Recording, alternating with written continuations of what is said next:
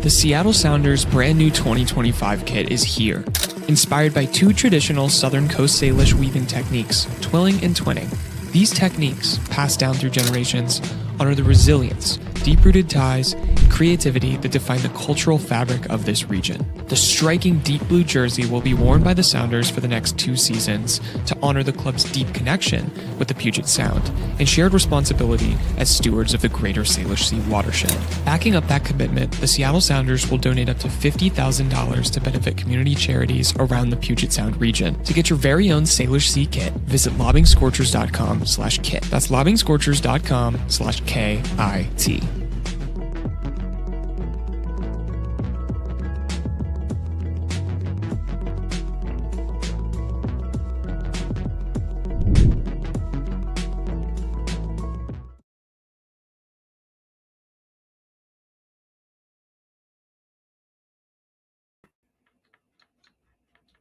Chat, I don't even want to do this anymore. Chat, I don't even want to do this anymore. Why are we here? Why are we here? Why are we doing this? Why are we playing soccer? Can we call it a wash? Can we call this season done? Am I overreacting? Am I underreacting? Well, I don't know. Let's break it down. St. Louis City versus Seattle Sounders, a match that just took place at City Park. Really not a good name. I'm sorry. That's really dumb name. And they have a dog food ad on their jersey. This is just what are we doing? We just lost to the dog food eaters. Anyway. Yeah, 1-0 final from St. Louis. Jesus Ferreira starting at the 9. Paul Rothrock, Georgie Manungu out on the wings with their pace, with their speed. Couldn't get it done with the Christian Roldan and Obed Vargas double pivot. Jackson Reagan not looking too good tonight, giving away a free kick that led to that goal. And to top it all off, Jesus Ferreira ultimate crash out was activated. He looked like me after a bad Sounders game on Blue Sky. He looked like he wanted to go in the locker room at halftime and post like a madman. What are we doing, chat? What are we doing? Well, we will be joined by Ari here in just under 10 minutes. He is, doing work or whatever. I just worked 10 hours. So I worked 10 hours and now I get to crash out on live with you guys. So let's jump right into it. Rise says, Ferreira is going to Europe. Trust. Yes, I trust it. I did text something to Ari that I'm not going to share exactly what I said, but I basically was like, man, no wonder MLS didn't let the Russia transfer go through. It was a good bit. You had to be there. But yeah. All right. If you want to call into the show, like always, a link is pinned in the chat. I also wanted to know before we get started here, if you hit us with a super chat, we're going to read it. Obviously, those are the rules. There's a lot of people who come in here and chat. Sometimes we miss them. Sometimes we don't. All that kind of fun stuff. And last but definitely not least, if you want to become a member, a subscriber to the channel, you get some new emotes. We got some new emotes made. We have an Obed Vargas holding a bag of money. We have Albert Rusnak as a ghost because, the ghost snack allegations, thought that was funny. Knew who was a train, and Pedro de la Vega blowing a kiss because apparently that's the only time he wants to play is when he's giving you a wink from the sidelines. All right. After that extended, activated crash out here from me, how are we doing, chat? How do we feel about this game? Again, if you want to call in, hit that link right there in the pinned comment. We're going to start off here. Christian and Obed redeemed themselves from a poo game against Cruz Azul, but we have no one to back up Jordan Morris up front. Jesus Ferreira is a lemon agenda on the rise. So I've seen a lot of takes like this. Jesus Ferreira starting at the 9. Do you want to hear my take on it, folks? Do you want to hear my take on it? I'll give you my take on it regardless because this is my show right now. I don't think that Jesus Ferreira is a lemon. I just don't think that he should be maybe playing the 9. And I think that it may have been a little bit more effective, even with Musovski at the 9 and Jesus Ferreira out on the wing, or even putting something like a Paul Rothrock in the wing, not on the wing, I'm sorry, but in as a 9. I don't know, man. He doesn't play that Schmetzer ball, play the cross in, finish that kind of thing, spring a player on the counter. He gets stuck in. He plays deeper. He likes to come to the ball. He likes to play the ball. He likes to do all of that kind of stuff. And I just don't think that this system necessarily works for him as a 9. And that's clearly why they were playing him on the wing. So I'm interested to see how he adapts to that. But it was not a good game from him. And to add on to that, I'm sorry, man. There were people telling me to chill out online today after he was slamming defenders to the ground for no reason, punching people on the field, and I'm like, we need to sub this guy off. This is ridiculous. Why is he crashing out so hard? It's just insane. And then, as Jake here brings up, he's gone for 90 minutes or gone for 60 minutes. He only plays 60 minutes. So that's another just brutal moment. Like, not being able to finish out that game. He comes back in at half, looks a little bit more settled, and still it's just like the dude cannot play a full game. Anyway, that's my frustration. Tim here is asking if Musovski is the answer. Don't tell me the question. Listen, I am a Moose disliker, but I think that he played much better in this game, in this setup, than Jesus Ferreira. But that is my take. Lucky to not get sent off. Exactly. The ABR will welcome you back with open arms. The Brigade, listen, we love you here. There's no hate. Obviously, as I just said, we added, if you become a YouTube member, there's the Ghost Snack emote. You can spam that in the chat. But I honestly don't think this was a bad Rusnak game. You may think that this was, but I really don't think it was. I thought he played fine. I thought the time that he played bad was when this game was kind of done and gone already. And I don't know what to say. He probably could have used a sub, to be honest. I think he understands his own fitness there. KKR should have been put on sooner. I actually like this agenda right here, Rob. I think he looked really good, obviously. And even more than that, I think that bringing on a Spark much earlier in the match would have been great. Brian wasn't there. I wonder how much Freddie Juarez wanted to mess with all of that kind of stuff. So that's kind of, I don't know. I'm not sure. I am not sure. Rusnak can't assist if he doesn't have anyone to play in behind.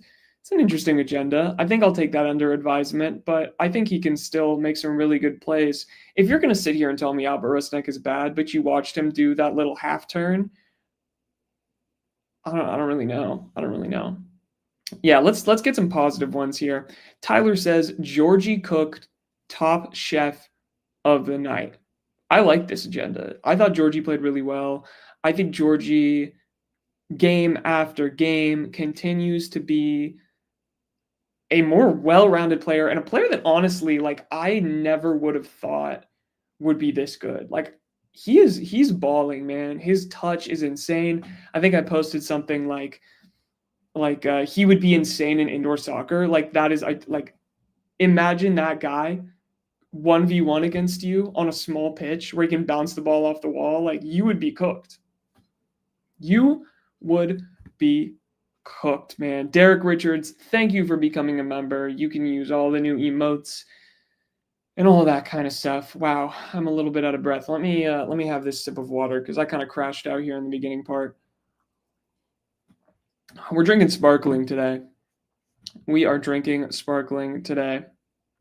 Jake with the heater here. I'm going to pull this up because it's a heater, and I definitely don't agree with it, but Brian has sucked the life out of this club. Jesus and Pedro will be next. I don't really think I agree with that. I don't think that Brian has sucked the life out of this club at all, and I don't think Pedro or Jesus are playing any different because they're playing under Brian Schmetzer.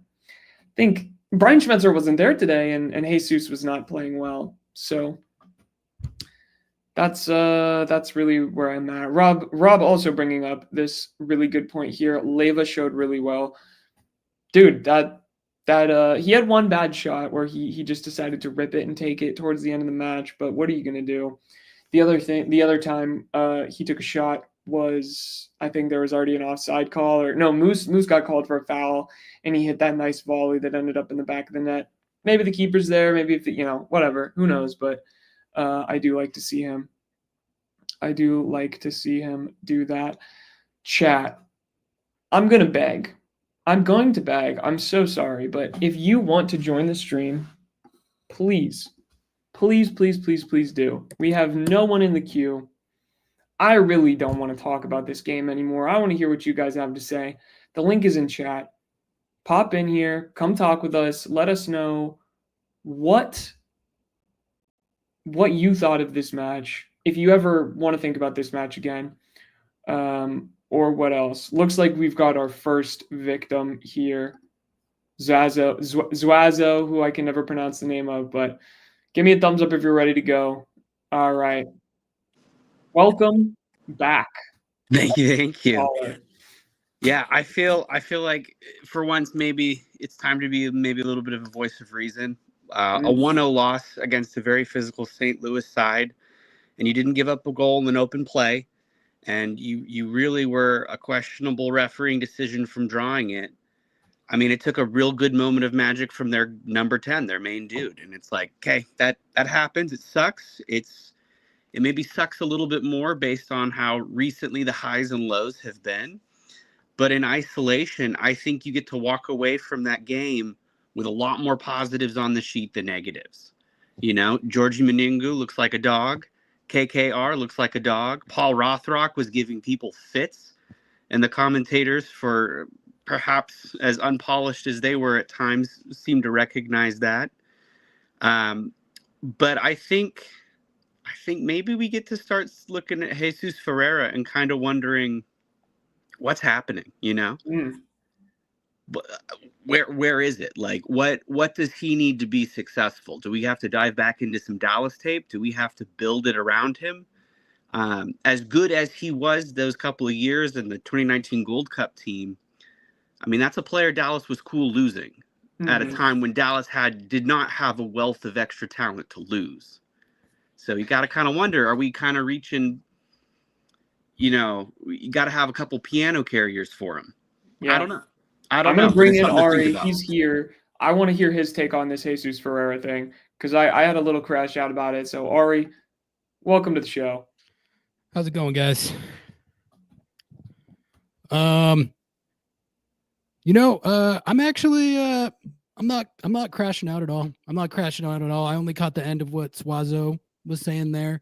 But my thing is, like, if we're talking about my expectations going into this game, if you ask me if I would have been cool with a 0-0 or a 1-1, given the travel situation and the injuries that they're dealing with right now, I would have said that is a perfectly fine result and even a good result. So the next question I asked myself, did they play well enough to get the 0-0 or the 1-1? I think they did. They almost got it. Honestly, they had a penalty kick that would have given them, you still have to make it, but they had a great chance at getting out of there with the 1-1 and had the penalty called. And then I will say, when they were first reviewing it, I was like, man, if they wave this off, I'm going to be pretty tilted, because I thought at first what the broadcaster was saying about, like, what's he supposed to do there? Like, how is he going to avoid that? I was like, yeah, exactly. Like, that should stand. But after calming down and thinking about it a little more, seeing a couple tweets from a friend of the pod, Mark Kastner, kind of explaining the rules, I think that was the right call, because his hand keeps the ball in his path in a way that blatantly gave him an advantage, even if it wasn't the intent. So I think that it was a fair enough call. Just unfortunate and unlucky, but like I said, given the circumstances, I'm not that aggrieved at the performance. That's just how I feel. Maybe people are running hotter than that, but that's how I feel. No, I think that's a good take. I think that for me, I had to think about it like if I had been given that penalty against, like if the Sounders were called for a penalty like that and the dude handled the ball, I'd be tilted. I'd be tilted. So, I was like, yeah, that's not a penalty. But bringing it back to the Jesus Ferreira thing, Oh because yeah, I that's didn't give a what I take on think that we at all. What? I didn't give a take on that at all. That's what you asked about, and I just cooked on something else. Do you want me to set that up again for you? Yeah, set it up again. Give us your setup. Okay. So let me give like a well thought out response here. But Georgie Manungu, KKR, Obed, all these guys we have, even Danny Musovsky a little bit. You can see the vision. You can see at least what they're trying to do, what they're trying to execute on. And maybe they're successful, maybe they're not. It's kind of hit or miss. They're growing. We're cool with it. But Jesus Ferreira, I don't know maybe if I'm just blind to it, but this is a dude that Dallas let walk when they didn't have a lot of dudes they could let walk. It's not like they had an abundant wealth of riches and they had to make some cap room. So you the question I'm asking myself is he a little bit of a guy that needs a piano carrier? Does he need a system that kind of just says you are the keystone and you work, a la that 2019 Gold Cup team where kind of everything got shoved to the front of that spear that he was in? But I keep watching and I keep just trying to figure out what did they see that they said, yeah, this is the guy we want to bring in and we want to sign. Yeah, so I mean, the way I feel about it right now is that I'm gonna withhold like a definitive judgment until we see him play with the team a little bit more. I do think that it's not necessarily abnormal for there to be an adaptation period when you're integrating a new player like this. I thought he was adapting decently well for the first few games of the season. I thought tonight, I don't know. It's hard to judge given all the circumstances that I mentioned, but I think anyone who was not super pleased with like his body language and like Noah was talking about the instances where he was like getting into it with other players, seemed like he wasn't like fully locked in on the game, and he was sort of like losing his head a little bit. So that I don't think is good. But that is the first time I recall him doing that this season. So I just hope that doesn't become a pattern. But overall, like I still am hopeful that he will integrate in this team in the way that we think. Like I didn't really read too much in FC Dallas letting him go because I felt like it was a situation where they both kind of mutually agreed that it was a fresh start rather than FC Dallas being like, we need to get this guy out of here. But I will say, like, anyone who was not happy with his performance tonight, I definitely don't disagree. Well, Zwazo, thank you so much for calling in, our number one caller and favorite on the show, because you're constantly in here saving me from talking to my camera alone. So we appreciate the call in. Yeah, great call, see you next week. Absolutely. We'll see you next week. All right. Next up, James Eno. Are we ready, my man? Give me a thumbs up. All right. Welcome back to the stream, James Eno. How are we doing? Crashing out, crashing, whatever. I don't even know. I don't even know what to say. I'm just going to let you rip. What I was thinking about at the end of this game was I thought back to the Austin game from 2021 where we played a full team of kids. We bring Rui Diaz on, and he just takes it on himself to yeet one from 45 yards, win the game. I thought back to 2016, teams historically bad at that point. Ladero comes in, puts the team on his back, turns everything around. It doesn't feel like our big money players are that guy. I thought Rusnak had a Rusnak game. Take that how you will, but I don't think he stepped up. And I thought Jesus had a pretty terrible game, both in terms of attitude and production. We were talking about here, Kosa Renze should have been on earlier. We're talking Georgie was making all the difference. In the past, it's been Rothrock and Vargas. Those guys make 25 times less than Rusnak, probably 17 times less than Ferreira. And those are the guys that we're relying on. We're relying on the guys at the low end of the salary structure to provide that moment of magic. And that it seems to me like we've got a bit of an upside down salary structure right now. I have to push back on the Rusnak thing. You knew I was going to, but I have to say, yeah, but I have to say, I don't think that this game was lost because of Rusnak. I really do think that he had a solid performance. I thought that he was making plays. I think that him and Jesus are not totally locked in, and you could totally see that. There was a couple moments in this match where like Rusnak was looking to spring him on, and that's the way that he's been playing with a 9, regardless of who's been there. And now you have Jesus, who's like he's looking behind. Rusnak's like looking to spring someone forward, and Jesus Ferreira is back in the defense, like playing tic-tac-toe with Stephen Fry, because that's just like he's all over the field. And but I don't know. I thought Rusnak had some great plays today, but I'm a defender. You know that. Again, we added the ghost snack emote, so we love the brigade. But I'll send it to Ari for the next section. Well, I mean, my counterpoint go ahead. that I'm sorry. We knew that Morris was going to be out. We knew that the option to spring him wasn't going to be on. When he's your highest paid player, he should have more in his locker than that, because Christian can spring Morris. Obed even can spring Morris. We need more from our highest paid player than that. And I just don't think that, I thought this in the playoffs last year too. He didn't, whether he was in or out of the playoffs last year, it really didn't make that much of a difference. And he's just not that guy who, when we're down bad, he's going to put the team on his back. And for the amount of money that he's making, he's got to be that guy. I guess I definitely see what you're saying.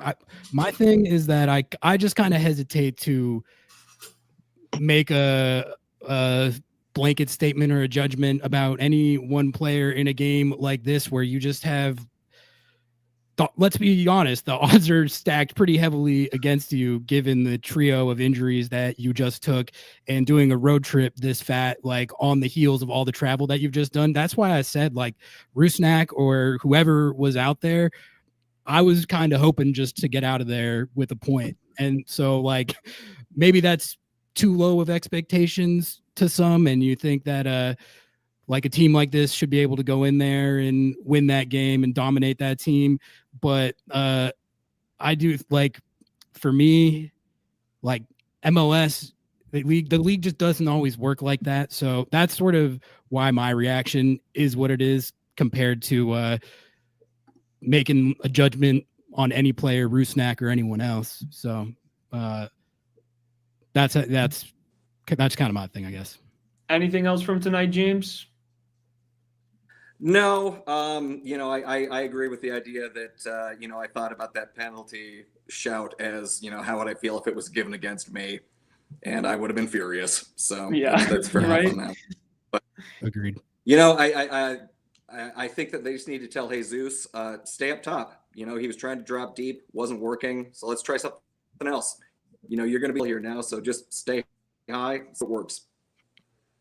Yeah, I agree with that. All right, I think you're back. You were frozen for a second, but thank you for calling in, James. Second time caller. I appreciate it. We appreciate you. Thanks for calling. Call, James. Good stuff. Before we advance here, we're gonna get to Brian next, but Zach Lewis asks, can we get a gold brick emote for Rusnak? You're not even a YouTube member. Zach, you're not even a YouTube member requesting new emotes.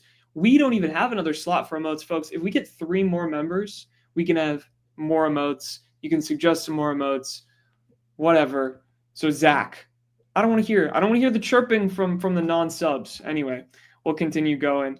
Brian, we're going to add you to the stage. Can't see you, so hopefully you're ready to go. If you're not, we'll swap you out. Welcome, Brian. Yo, hello. How's it going? Just wasted my time. I feel like it was just so boring to watch, and I don't know what I would just watch, to be honest, or why I watched it. It did. Okay, this sounds stupid, but this felt like a shitter midweek game. Like, yeah, exactly. Yeah. Which is like, what I expected it to feel like. That's why maybe that's why I'm more like, I feel like I've achieved nirvana. I'm just like, whatever. Like, you almost got the point there, got a little unlucky at the end. Yeah, push forward, move on. But like at the same time, we both thought that the LAFC game last weekend was going to be a shitter, and they looked god tier. So it's just like one of those things where I still expect this team to perform. You know what I'm saying? But yeah, Brian, give us some more. Give us some more on the why you're so, I don't know, disappointed. Well, to be honest, besides the LAFC game and the few minutes after we scored on Cruz Azul, I don't think this season's been fun to watch at all for me. It's just been boring. And I don't know, our attack is just, we don't really do much. Against LAFC we did, but besides that, I didn't watch a home opener, so I wouldn't know. But from that, we haven't really been doing much in the attack. I'll let Ari tackle that one. I mean, for me, I liked the Antigua series. I liked the Charlotte game. I liked the LAFC game. I thought there was some good stuff in the first Cruz Azul game. I thought the second Cruz Azul game was pretty much a categorical disaster. But I guess I feel more like there's been stretches of some genuinely good ball this year, and then there's been games definitely like the Cruz Azul game. That was a letdown, no question about it. Poor performance, poor result. And then I would definitely agree that this game was boring and not that fun to watch. Again, that was my expectation going into it, because they played 15 games in the last 11 days and traveled 38,000 miles in that time, so I doubt it would have looked much different no matter who's on the roster when you throw the injuries in. I mean, maybe that's cope. But yeah, I mean, I think I'm a little concerned still, because this is essentially our starting lineup now. Yeah, that's what I was going to say. For the next month, this is our best team, besides putting in Yamar. But yeah, that's our best team for the next month. And I don't even think the defense played that bad, other than Jackson made some more mistakes, which maybe we want to hit on that. Maybe we want to hit on. Do you have any Jackson takes? I mean, yeah, I don't know, not really. It's just, I'm just disappointed. But I want to speak on Jesus. I don't know, his signing kind of reminds me of Rusnak when we first signed him. As in, we're not playing him in his proper position.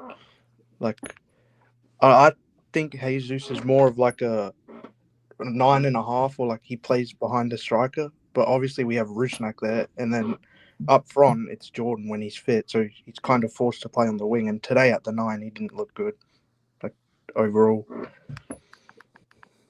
Yeah, that's interesting. That is an interesting take. I do see where you're coming from with that, because when Rusnak came on, he kind of just plugged him in wherever, and it took him a while to get settled back in when he was playing his proper position. Ari, anything to say about that? Can I respond to a chat real quick? Yeah, respond to a chat. Almost got the point. One shot on goal. Ha ha ha ha ha. Come on, bro. I don't know what you mean. They had a penalty call that was borderline reversed at the end that they would have got the 1-1. And so they only lost 1-0. So that by definition is decently close to getting the point. So I don't know what you're laughing at.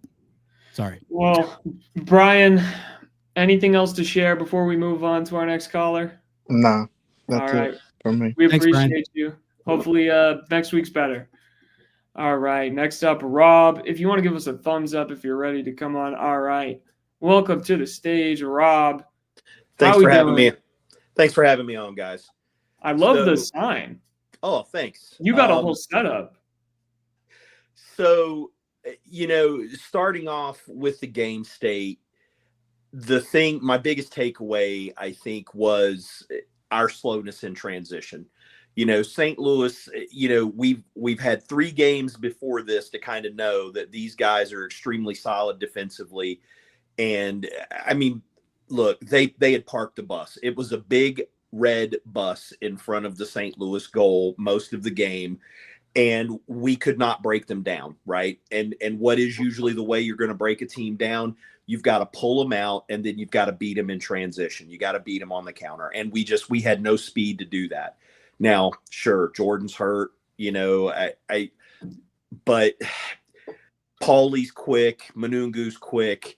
It was disappointing to see. There were 2 or 3 times I caught, I caught in the game state where it's like we're trying to break out in transition and then we hold up around midfield, or we hold up for guys to get into the play. And I'm like, geez, somebody just take it, just go, and it was, I think the last one, I can't remember if it was Musovski or I think it was Manungu, was breaking out and he got to the top of the circle and he's like, oh, wait, I guess I better wait up. I was like, oh, Georgie, just go, baby. Just take it.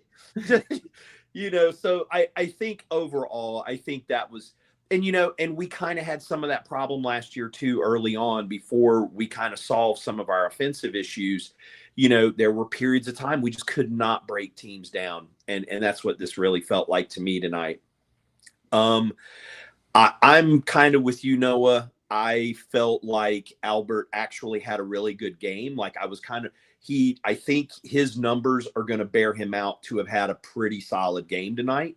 He had the one time he whiffed on the shot. He got into a great position, whiffed on the shot. But it was a tough ball, right? And the defender was right there. The defender had closed him down and had blocked the spot. So, I mean, it was, I remember yelling at the TV because in the heat of them, I'm like, oh man, get that in. And it was just like, oh no, I mean, it was well defended. The called back penalty was the right call. I think, that's one of those, and it's been said, but I have to agree. He definitely gained an advantage with it hitting his hand and keeping it into his play. So I think that was maybe the one call that Fotis got right tonight.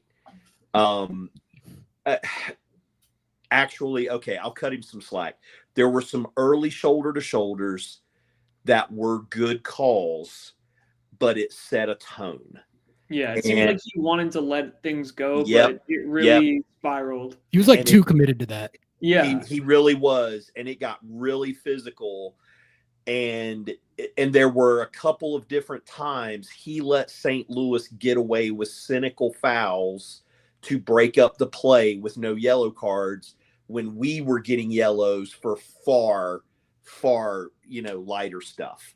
And that one, now am I being a homer? Probably. I was just, but man, that one had me yelling at the TV pretty loud. So yeah, that was kind of my take there for Jesus. Maybe I should, maybe I'll be an apologist here. If he's still working on his fitness, because it still seems like maybe he's at best 60 minutes fit, maybe he is just experiencing that integration challenge, like he's having a trickier time getting into good spots. He's not putting shots on frame. For a guy who should be a pretty clinical finisher, he seems to be missing wide, high, but a lot of that can come from fitness. The field wasn't particularly great tonight. It was extremely wet. People were talking about Reagan having some slips and trips. And, when you actually, Missouri just got hammered. They did mention that on the broadcast that Missouri got hammered with a lot of rain this week or in the last 24 hours. And that field did look pretty slick. Yeah. So but all right. So maybe I'm being an apologist. I don't know, but yeah, I'm calming down. That's good. I think that it's cathartic. Thanks, guys. Yeah, of course. I think that That's why we're here. Yeah, the Jesus thing is real. I think what Ari is saying about it's a little bit too early to make a definitive decision on what's going on with him. I agree. I've been saying I feel like he's not fit. And even more than that, like it takes time to integrate with the team. It takes time to build chemistry with players. Yep. I mean, you look at it like when Albert slotted back into that 10 position, it took him a minute to get acclimated with Jordan, and now they're like locked in. They're like a single-brained organism. Like they don't even have to think about passing to each other. And I really do think that like I'll be the first to admit it. Jesus had a terrible game, but like I don't think it's being apologist to say like it was kind of stacked against him. It's his first time up there starting at the 9 where like he's going to have to be carrying the load for the next few weeks.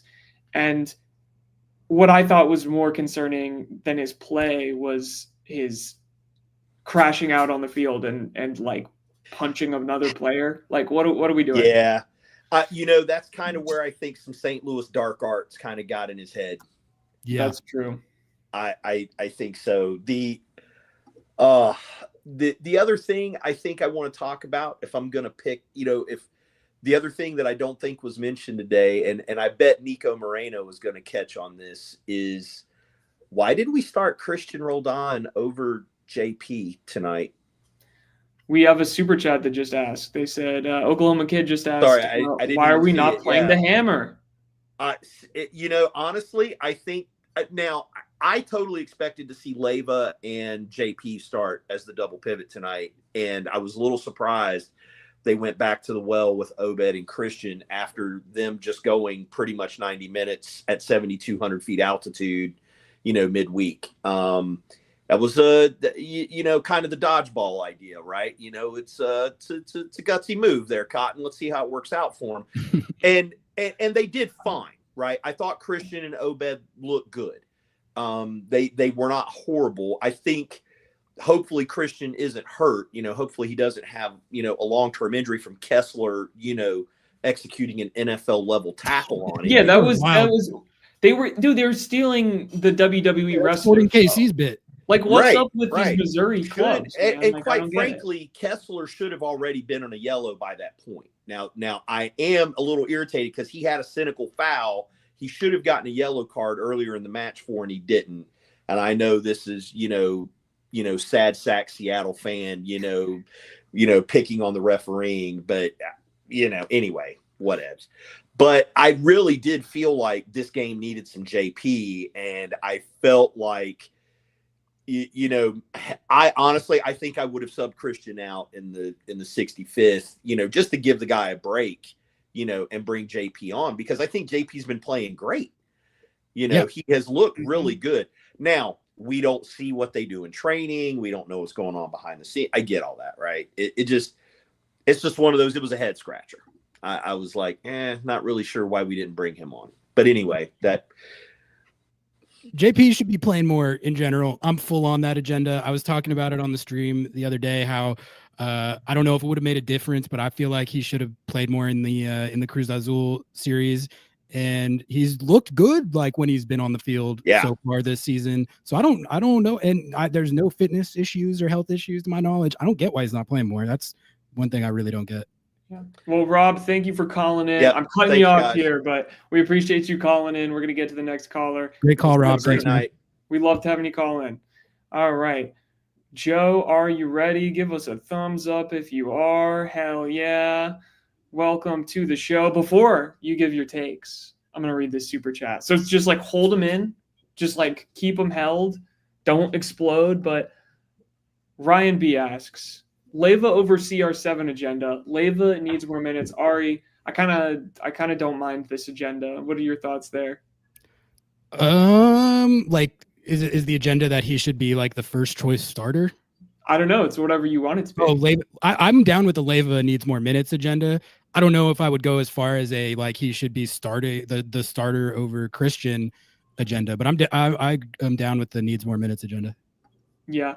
All right. I'm right there with you. Welcome to the show. Hey. Give us your take. What? Can you hear me? Yes, we can hear you. Okay, perfect. I'll go after the Leyva needs more minutes. Like even last year when he was playing, like it was like one of the last games of the season. Like they subbed him on, that was the Nuhu assist, where basically he gets the ball, holds up a defender, points to Nuhu, like make the run now. Nuhu makes the run, he passes Nuhu, and I believe it was Rusnak who scored. It was just like, yeah, Leyva needs more minutes, especially later in games, because he's the one that can be a playmaker. The one thing I didn't want to talk about is Jesus Ferreira, like everyone else talked about. I don't think he and Rusnak actually fit together very well. They like to be in the same spaces. They like to, we kind of talked about, Jesus Ferreira likes to move back. Jesus Ferreira really does well with winger that attacks. And you can kind of see it with Paul Arriola, where the best he's played is basically him, Paul, and Paul are in in the attacking third, and he just basically gets the ball, passes it to Paul, and Paul scored. And it was just like, okay, you see it. Like, they know each other where they're going to be, but as soon as he has to integrate with someone else, it's hard. The pass against LAFC was really good because he was at 10, so he was playing at the like half 10, half 8 thing that we're doing right now with the 2 10s. And it's just kind of weird that it's just weird to me that we did sign Rusnak after we got Jesus Ferreira, because I thought, oh, Jesus will play. We play 2 forwards. Jesus will come in into the midfield, get the ball, spray it out wide, and then basically would make these you'd have these runs from Paul and Pedro, and basically Morris would be the guy finishing them off. So it's just, to me, like, this game, I'm not crashing out because I expected a loss, to be honest, because we just played it and it was hard. The thing that made me furious was the ref just basically not consistent. Very beginning seemed ticky tacky, and then it was like, I'm gonna let everything go and then nothing go, and then it was, to me, it was like, I can't. It's hard to figure out this game, but it's just Jesus and Rusnak, I feel like they need to find. I mean, even Brian said Jesus is trying to find out where he is on this team, and then he had a switch where he was trying to find his spot. So it's just a straight, to me, solid formation. I was like, if Manungu doesn't get something by breaking down one of the fullbacks and getting a pass in, then I don't think we're really going to produce much tonight. But I mean, we also have to take in mind that St. Louis has not allowed a single goal this season. That's so true. That was one thing that That's a good point. that I don't think anyone has talked about. But it's like, yeah, they know how to play defense. And this game, watching this game, I was like, they don't scare me in attack.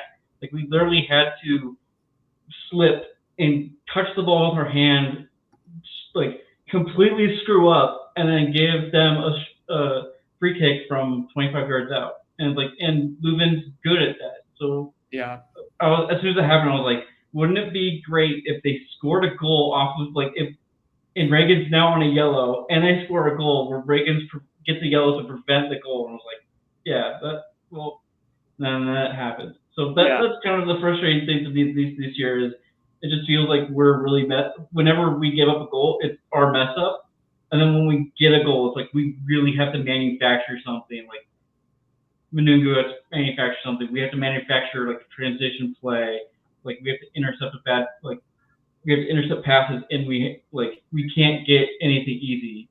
And I feel like that's kind of the struggle of this last season and a half. It's just it seems like there's been a little bit of a what do you say, you give 2 to get 1 kind of thing.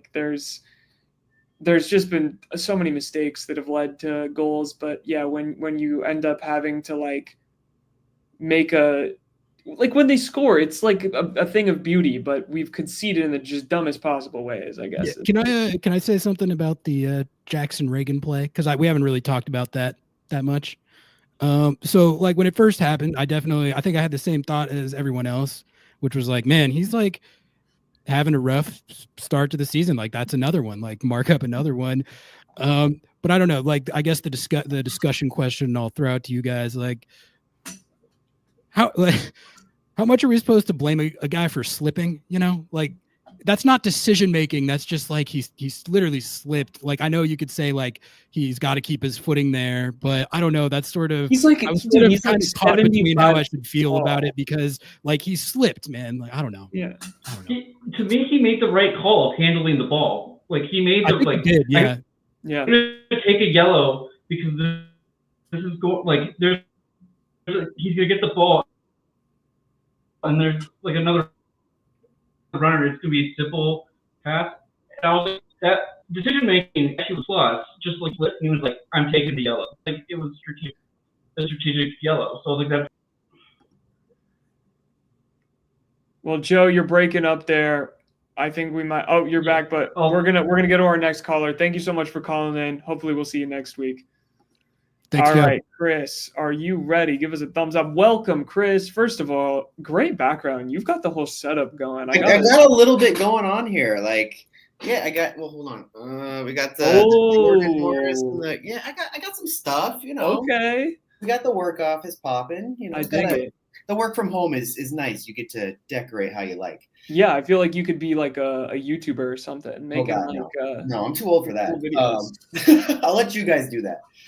We're also getting too old for this, apparently. This season has aged me a lot. But how do you feel about this game? Honestly, with the injuries we had, playing a rotation away after playing at altitude in Mexico, I'm not super mad about it. Like, I know there's people like, oh my God, we should have won. We're the Sounders. I'm like, bro, it's a long season. You got to chill out. Like, they're going to have games like this, especially with injury. It's going to happen.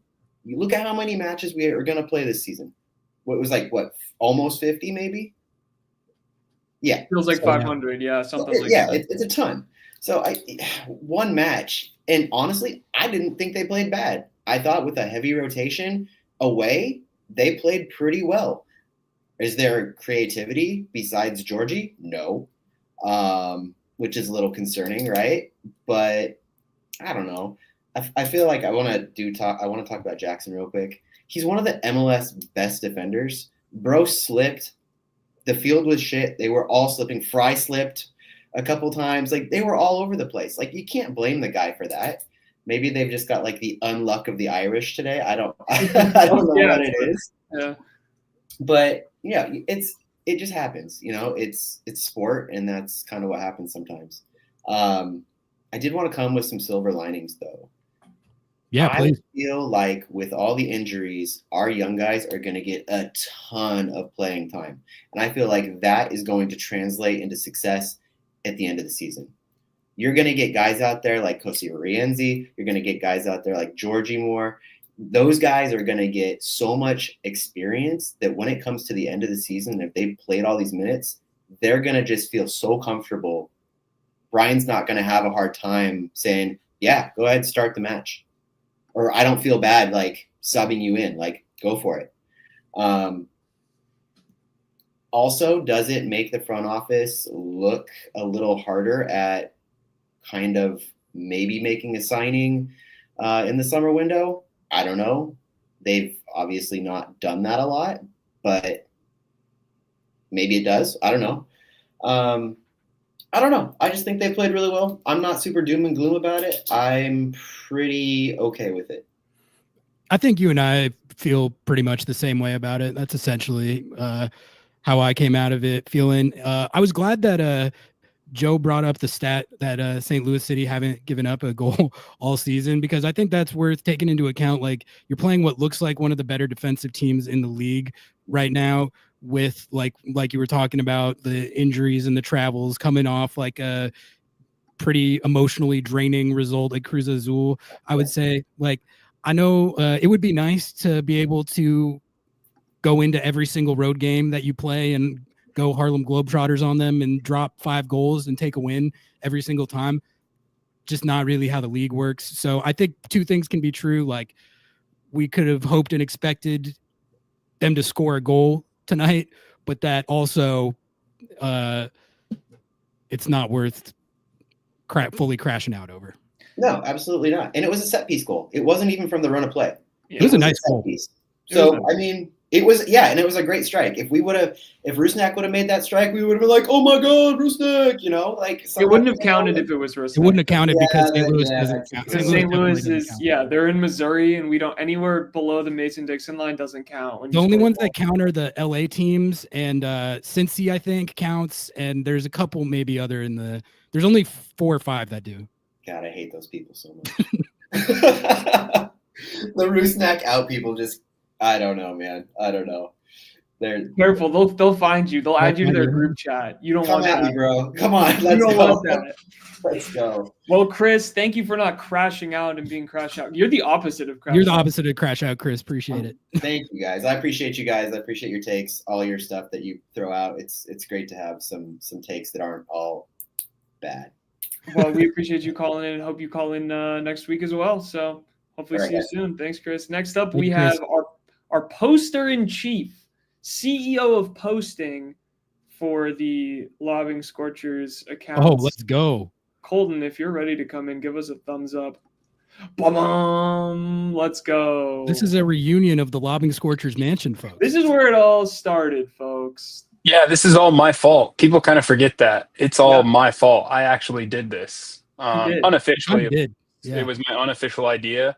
But you took it and ran with it. So good This for you podcast guys. would not be here without Colton, and now he's back posting for us because Back in the fold.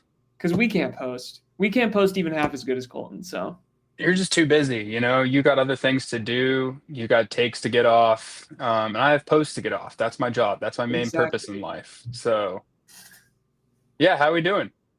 I've achieved nirvana, man. How are you? Okay, doing? nice. Yeah, no, I'm feeling good. I mean, I think if we talk about the game tonight, I'm having a pretty chill reaction to it. One, because it's March 15th. It's very early in the season, and there's probably no other team that has had an insane start to the season like Seattle has had. I guess there's other teams that have had similar insane starts, but when it comes to the injuries and Vancouver, so they have a team. yeah, apparently. That's Apparently weird. they're good too. That's weird. I don't know how I feel about that.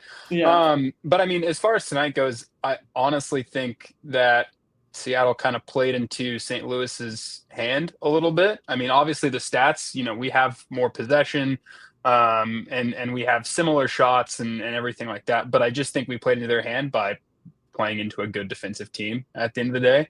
I think Aaron Campos said it best. St. Louis looks like a team that is coached by a center back, and I can't get that out of my head because that's exactly what they look like. Good take, Yeah, it's great. And I honestly think like they're pretty one-dimensional at the end of the day. They scored on a set-piece goal, but I never really freaked out about any of their open play chances. Probably the one that looked the scariest was that near post save Fry had to make later on in the game.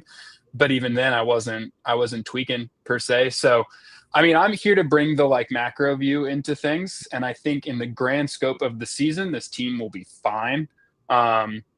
It sucks to lose, and it sucks to be what are they now, like 1-1-2 or whatever, 1-1-3. I don't know, whatever it is. 1-1. It sucks. Yeah, it sucks that they haven't won more, obviously, at this point. However, it's a long season. I think, you know, sports fans and especially MLS fans know that these things are a marathon. MLS by calendar might have the longest possible season it can. I mean, the season started at this point, you know, I said on Instagram earlier, it was match week 3 or 3 weeks into the season, but it's actually technically 4, I think. That's insane. It's already, you know, it's not even the end of March. January. Yeah, exactly. So like, I'm not crashing out on this result. I think at the end of the day, given the injury situation, giving everything else, you have to just kind of take it in stride.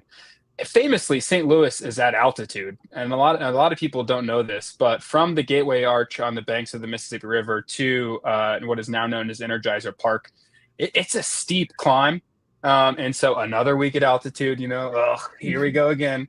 But yeah, I think, I mean, if you look at the macro view, I think they'll be fine. Georgie continues to be such a highlight for me, and I think he's so close.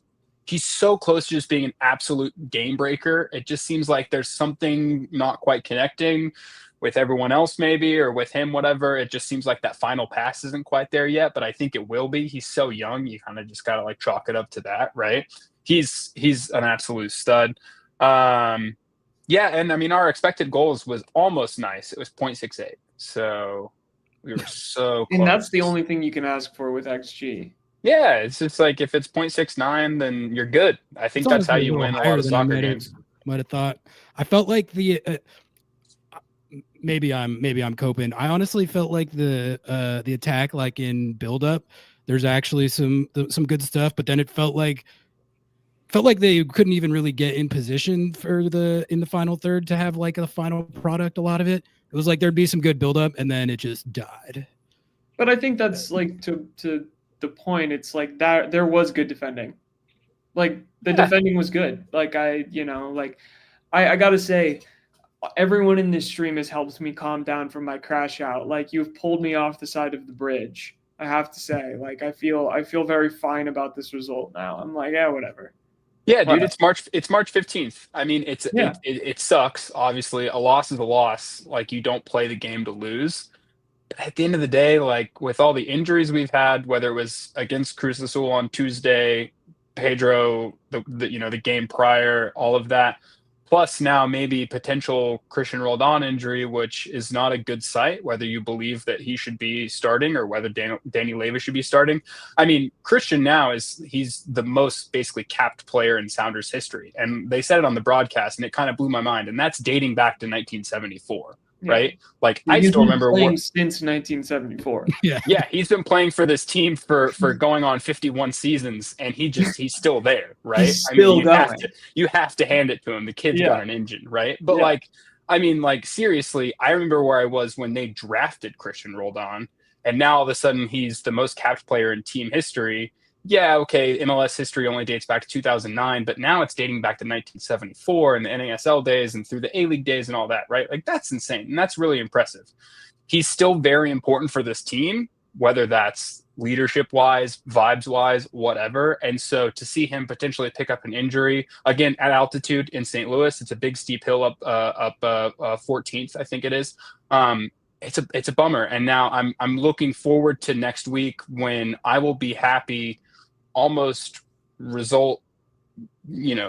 regardless of result, if we can just get through a game without an injury, because that's now 3 in a row, right? So, against the Houston Dynamo, who are even worse than us. So that's fun. They have not won a match. They are on 1 point. We get to play them at home on a reset. Yeah. They'll be like the thing is, and this is how sports fans are, and I think it's especially how Sounders fans are, and I'm included in this. After a result like this, we crash out a little bit and we think that the sky is falling. And then next week they'll beat Houston 3-0 and we'll be like, oh, cool. Everything's fine. This is the greatest team ever assembled. Yeah, MLS comes back on. We're watching the 96 Bulls. Yep. Like, we're fine, right? Yeah. So, yeah. Oh, it looks like we got a Christian update, actually, from Sounder at Heart. Great website. Subscribe to it. sounderatheart.com/LS. For what it's worth, it looks like it was a cramp for Christian he's talking about. He talked about it in post-game. So that's good news if that's all it turns out to be. I'm sorry, but he clearly has not seen the piss chart. Okay, he was not being a good teammate if he was cramping. Tom Herman mentioned. Yeah, you got it. Ari, do you know about the piss chart? I don't. If your pee is yellow, you're a bad teammate. Bad teammate. Yeah, it's got to be clear. It's got to be clear. All right, I want more Gatorade in that guy's hands. So that's getting some liquid IVs. Yeah, we had a super chat here about Christian. Bringing it back, no leader on this team. Who is the player who is going to put the team on his back? Roldan is tired, but most underrated player on the team. I'm not exactly sure what to take of this, so I'm just going to go with the first part of it, which is there's no leader on this team. Ari? If you ask me who the leaders on this team are, I would say Christian, JP, Steph Fry. I think there's good leadership in the locker room. I don't think that's necessarily the issue right now. But I understand the concern that maybe with guys like Ladero and Rui Diaz no longer in the mix, who are such big personalities, and especially Ladero, that guy was the ultimate standard setter, and I think that's something that people. Like, we all know how awesome of a player he was, how hard he worked, but the guy was, like I said, like he didn't let there be drop offs sometimes, because it was like force of will. So I've had concerns about how they're going to. I think like replacing his skills as a player is one thing that's also very hard to do, but when they moved off him, like that leadership stuff that matters, and that is something that's not easy to replace. And I think so the guys I mentioned have stepped up and done an admirable job, honestly, but that is very difficult. Yeah, everything you said, I was totally listening. I think sometimes you need that guy like Nico, who in a game like this, I think Nico would have done whatever he possibly could have to get a result. And sometimes that was frustrating because it looked like he was doing way too much, either with the ball or without the ball, right? Sometimes in a game like this, you kind of need someone like that. And I don't know if necessarily tonight we had that, especially once Christian left the field, right? So, yeah, I mean, I can kind of see both sides where it's like, yeah, there's not a real leader on the team, but like you also have to realize that a lot of these players, especially right now, they're not really those types, I think, right? And so you kind of have to do the best at what you're working with, and yeah, I'm still not upset by tonight. Again, altitude, St. Louis, it's crazy. So I'm not. Yeah, I'm feeling chill. I'm feeling cool. Yeah, I think that Nirvana too. Yeah, yeah. I mean, that was my whole thing with this season. Is I've spent so much of the last. I mean, Ari probably knows this best, but you both know this very well. I've spent so much of the last several seasons crashing out at every single game if they didn't play exactly how I wanted them to play. But I think like you've also achieved Nirvana. Yeah, my prerogative at the beginning of the season was like, it's just gonna do a lot better for me if I'm like mostly positive, and if I just like take everything in stride and just kind of chill out about it. To where I've spent so much time. I mean, in the stands at Allianz Stadium in St. Paul, just absolutely furious that they're not playing how I want them to play. I think they won that game 3-0. So like, I just got to chill out, And I think all of us could use a little chill out, especially again on March 15th. Like it's not even April yet. I think that's good wisdom. It's pretty hard to be in MLS fan and crash out over every negative result because like I've followed enough of these seasons now to know that performances and results like this are baked into every single team's seasons because of like the crazy travel demands of this league combined with the fact that the roster rules are pretty restrictive. Like I think like there's countless examples, but like last year Inter Miami set the points record and they were kind of not beholden to that, but even they had a game last year where they were in a situation like this with a lot of fixture congestion and injuries, and they had a game last year at Cincinnati where they lost 6-1, so like it was you obviously want to minimize it as much as possible, but it do happen sometimes. Yeah, I mean, I think that at this point, I'm ready to lower my expectations quite a bit, and not saying that that's like a bad thing or a good thing. I just think that like there's a reality that has hit all of us in the last week that like you have a season-ending injury of a really good starting player who was feeding into this team in a way that we didn't even know we needed. You have 3 other injuries potentially that are multiple week long. Like you bomb out of Champions League, which that's fine. You had a really hard path. Like I was not upset about that. The way that it happened is, whatever. The injuries suck, but yeah, I think like now I'm trying to just like, I have to refocus. I think you're right. Like I personally need to refocus my own expectations and bring them back down to earth a little bit, because I think at least in the short term. I was gonna say I forgot to bring it up earlier, but like if I do have a concern coming out of this game, it's that the group that we saw tonight, that's who's carrying it for the next month, 6 weeks.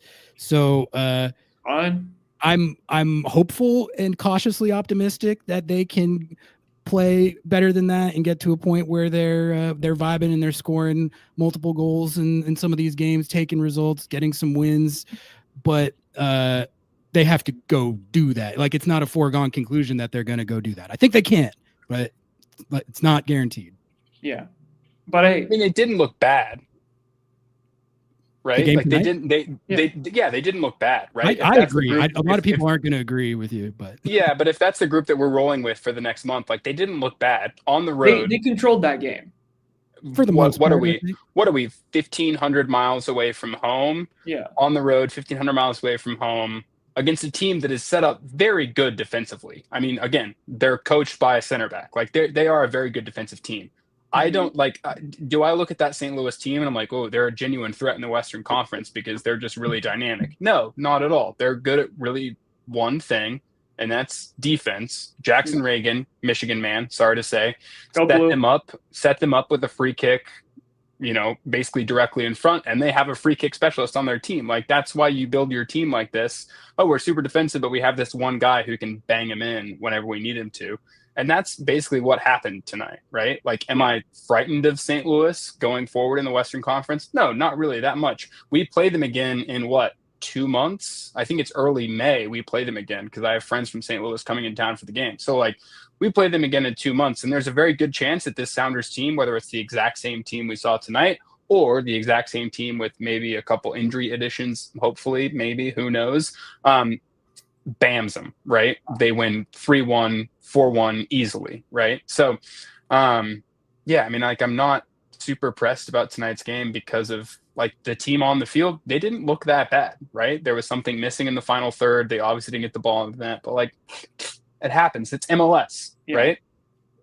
Yeah. And a lot of the guys that played tonight, who are going to be carrying the load moving forward, were integral parts of scoring 5 goals against LAFC. So that's one way to cope, this is just the most recent result, recency bias, but they had a very good performance before that. You could say that Jordan scored one of those goals. Ariola was healthy at that point, but Georgie looked great in that game. Rothrock looked awesome in that game.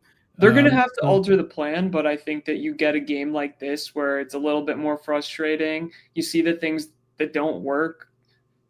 It's what's going to happen. You lose 3 starters to injury. What the fuck's going to happen? You're going to have to figure it out. I don't know. I don't think it's, We got Noah achieving Nirvana. Mission accomplished.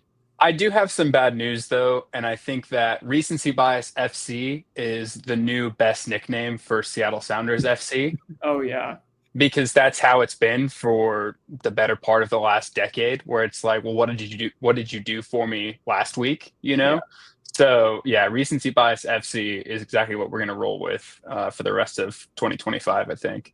I love that. And hey, listen, silver lining of this all, Mark Delgado is terrified of us. So that's definitely the real Mark Delgado. They're on their heels. The real Mark Delgado, who I definitely didn't see in the Happy Foot Sad Foot live stream earlier today, is terrified of us. So, folks, we got 0 calls in the queue right now. So Colton, honestly, it's your show. You can hang out as long as you want. But if anyone else out there does want to call in, the link is the link pinned, Noah? Yeah. We got the link pinned in chat. So if anyone wants to hop on and get some takes in, feel free. I just kind of have one last thing that I want to say, and then I desperately have to go eat dinner because it's nearly 9:00 at night. I think that there is a thing, whether it's with Sounders fans, with MLS fans, where we were soccer fans first, whether that was of the English Premier League or La Liga or McDonald's Liga, whatever it's called now, or whatever. Uber Eats, thank you. Yeah, Serie A, whatever. There's this expectation in MLS, and I think especially it seems to be really prevalent with Sounders fans, where we think that because our club is run very well, which in most cases it very much is on the sport and soccer side of things, that eventually we're going to see a season that mirrors Arsenal's Invincibles or these great Barcelona teams that Messi was on for the last 20 years, whatever, blah, blah, blah, right? But I think sometimes we expect that, but we forget that, the Invincibles traveled 8 miles to a lot of their away games, and Manchester City has traveled, 256 miles all the way down to Norwich for the last few years, right? In MLS, we're not going to see a team that goes undefeated, right? If there ever was going to be a team, vibes-wise and history-wise and context-wise, that did this, I do think it would probably be the Sounders. Somehow, some way, they will figure it out someday. But where we're at right now, we're just not going to see a season like that, where a team blows through the entire league, right? You brought up Miami's. Unless you literally sign Lionel Messi and all his boys from 2012 Barcelona. That's how But you guess do who's it. doing better than But them? even then, Guess who's they doing weren't better than completely Brian perfect, White? right? Like even They Miami did, wasn't yeah, completely exactly. They perfect. did have a 6-1. That's Yeah, but they lost 6-1. Like you didn't see Arsenal's Invincibles losing 6-1 to anybody for that full Yeah. season, right? But that's what makes the league fun.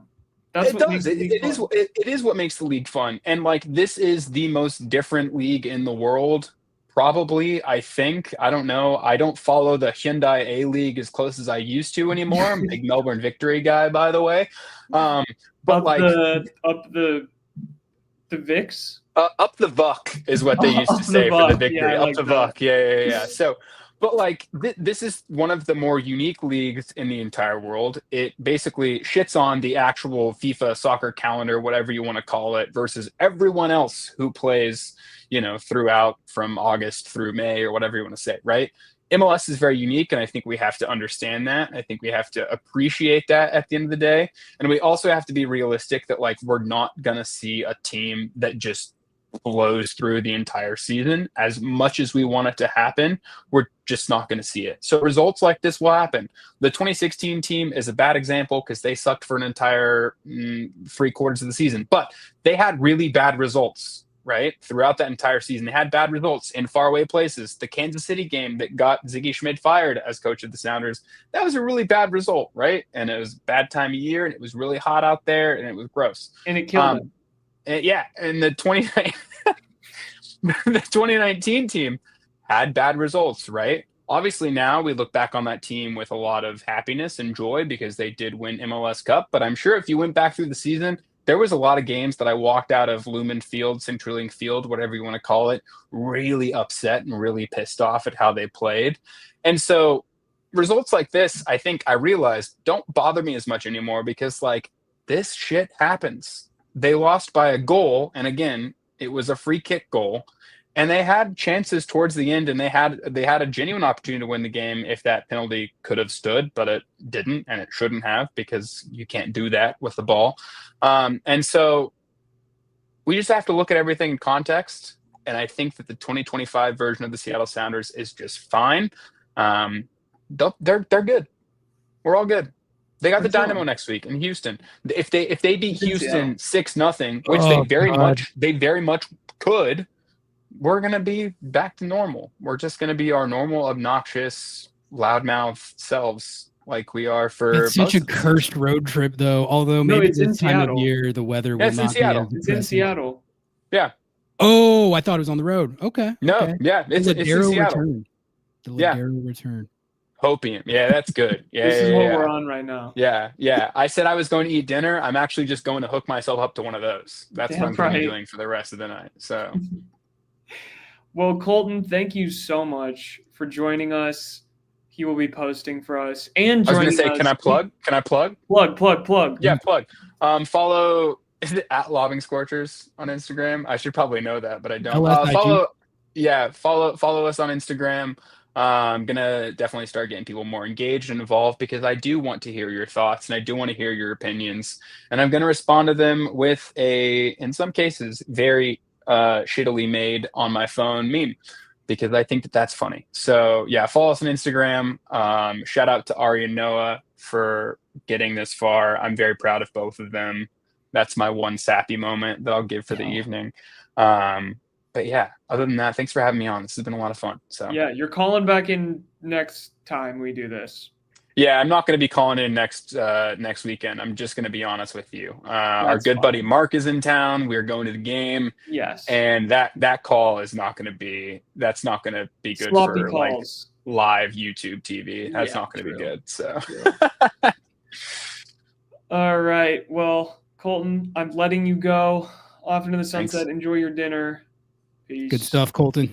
Ari, I think people from chat wanted you to read some chat messages and react to them, and then we can get out of here. But I'm cool with just dipping right now if you want to. There was a couple things that I wanted to get to. James had the correct, I guess clarification on the Christian Roldan stat. Like most appearances for a field player, Steph Fry technically has that distinction, but Christian has the most as a field player. He will break it, I think. Like Christian. Yeah. Also, I wanted to correct Wade real here. He said, "Guys, let Craig cook." Being sarcastic, but I got to correct. We didn't say let Craig cook. I posed the question: does Craig have that dog in him? I wasn't even saying that he did, though. To be fair, I was just posing. That was another blogger that said that let Craig cook. That was or Craig's cooking. That was someone else. I didn't say that. I guess. Yeah, that wasn't us. I said, does he have that dog in him? Yeah. Someone said Mark Delgado also asks, is this Happy Foot, Sad Foot? Who's who? I think I would be Travis probably. Because I think we think that's about accurate. We have no fucking clue what we're talking about. Ari, who do you think you would be? Like, I'll be Darren. I like Darren. Okay. Came on Lobbing Scorchers. Yeah, there you go. And then, yeah, that seems about right. Yeah. I guess I'll toss one to you. How do you feel about the Nico revenge game? The Nico revenge game loading. Oh, no. I listen. Okay. I saw a lot of people saying, man, doesn't it look really bad that we didn't sign Nico on a minimum right now? Doesn't it look real bad that we didn't sign Nico on a minimum right now? Like, I mean, kind of like with the injuries, but hindsight is 2020, folks. I think, listen, I love Nico Ladero. He's one of my favorite soccer players of all time. He's someone who means a lot to me, and I'm excited to see him play in Lumen Field. That said, I would like him to get so upset and frustrated. I would like him to feel the wrath of Yamar, Jackson Reagan, Nuhu, everyone. I want Jesus Ferreira landed fucking 45 goals on him. And that's my take on that. I feel like it'll be fun. I do think there's probably an overlap of people who were talking about how cooked Nico was towards the end of his Seattle tenure, and we're like, he was like they were talking about how Craig is like incompetent for not moving off of him like a year earlier. And then also there's probably some of those same people who are like, how could they not bring him back on the minimum? I don't know. I mean, but on a minimum is different, like especially because it's like the Kim. But he would have been on a minimum. I don't know. But like, you know, if you're gonna defend the Kim Ki-hee thing for depth. Yeah, no, for sure. Here's a interesting idea. No, there's reports Cade Cowell wants to come back to MLS. Maybe Seattle could look into that. He's got great hair. Well, my thing, he's a pretty guy. Cade Cowell is I've always been like unsure if he's good. He's very physically gifted, super fast, really strong. He's a Brian Schmetzer player. And you look at him play and you're like, this guy should be like the best player alive. And then you watch him. When I watched him play for the Quakes, I'd be like, I don't know if he's that. I don't know if he's that good. To be fair, I haven't watched him since he went to Chivas. I think he's on Chivas now. Yeah, maybe he's good. I'm not saying he's not good. I'm just saying that's something that I questioned in the past. I mean, I don't think he's bad at all. Like, I mean, he's scored 6 goals in 38 appearances or something like that. And I think that he's a solid player. Like, I quite like the way he plays. I wouldn't hate it if they did it. Like, if I got the notification tomorrow that they did it, I wouldn't hate it. He's 21. You can get him on a U22. Like, I think that could be an interesting shout. He is... I just don't. Yeah, there's not really a lot of downside to that. Like, what's the? Let's resurrect Mauro Diaz. That's a good name drop. Whoa. What about Fabian Castillo? That was the duo. Yeah, Fabian Castillo, Mauro Diaz, and then Jesus Ferreira came in on that. And Mauro Diaz, only 34, still playing in the Ecuadorian top flight. Dude, Mauro Diaz was a legend. Get Maxi Arudi in there too, and those FC Dallas teams with Mauro Diaz and Fabian Castillo were nice. Dude, FC Dallas, I just don't know what goes on there because they have incredibly talented players and then just play like FC Dallas. I don't know. Now we're talking FC Dallas, Ari. I think we're time that we can wrap it up. Yeah, I think we're chalked here. Thank you all for listening in. I'm going to shill this one more time. Become a YouTube member. If we get 3 more YouTube members, we can do some more emotes and all of that kind of stuff. We already have some extras made for when that goes live. We got new emotes that are up there now. We've got Ghost Snack. We've got Nuhu as a We train. made one for the brigade. We made one Literally, for the that's how brigade, much and we all the love brigade is not members. Like, I see the brigade in here, and they have no membership. It's like, Maybe if you're that'll going to be inspire them brigade to and become broke, members. like, that's pick a struggle. You know what I'm saying? Anyway, love you guys. Thank you all for watching. Subscribe to the channel. Like the video. Like the video. Like yeah, the video. please like the video. Sign Blaze and Foku, yes. I don't know. Share with, I don't know, dude. I'm done. I'm cooked. Anything for you to say, Ari? No, I think that was it. Like the video, sub to the channel. Yeah. No, we're good. All right.